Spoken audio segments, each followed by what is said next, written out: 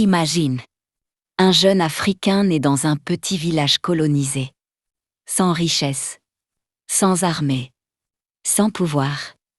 Mais avec un rêve immense. Libérer l'Afrique. Cet homme allait devenir le premier président du Ghana. Et inspirer des millions d'Africains. Voici l'histoire de Kwame Nkrumah. L'homme qui voulait unir toute l'Afrique. Début de l'histoire. Kwame Nkrumah naît en 1909, dans la colonie britannique appelée Gold Coast.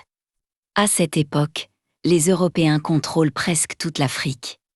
Les Africains n'ont presque aucun pouvoir sur leur propre terre. Mais très jeune, Nkrumah comprend une chose. L'Afrique ne sera respectée que lorsqu'elle sera libre.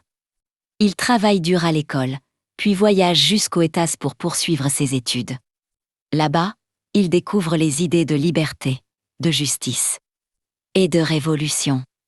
Pendant des années, il étudie, lit et prépare son combat politique. Le retour au pays. Quand il revient en Afrique, le peuple souffre encore sous la domination britannique. Alors Nkrumah commence à organiser des manifestations et des mouvements politiques. Son message est simple. L'Afrique doit se gouverner elle-même. Mais les autorités coloniales prennent peur. Elles l'arrêtent. Il est envoyé en prison. Les Britanniques pensent que son mouvement va mourir. Mais c'est l'inverse qui se produit. Même en prison, sa popularité grandit. Le peuple commence à voir en lui un héros. L'indépendance historique. Puis arrive l'année 1957. Un moment historique pour toute l'Afrique. La Gold Coast devient indépendante. Et prend un nouveau nom. Le Ghana. Kwame Nkrumah devient le premier dirigeant du pays. Des foules immenses célèbrent cette victoire. Pour beaucoup d'Africains, ce n'était pas seulement la liberté du Ghana. C'était le début de la libération de toute l'Afrique. Nkrumah déclare alors « L'indépendance du Ghana n'a aucun sens si toute l'Afrique n'est pas libre ». Cette phrase devient célèbre dans le monde entier. Son grand rêve africain. Mais Nkrumah voulait aller encore plus loin. Il rêvait d'une Afrique unie. Un continent fort. Indépendant. Respecté. Il voulait que les pays africains travaillent ensemble au lieu de dépendre de l'Europe. Pour certains, il était un génie visionnaire.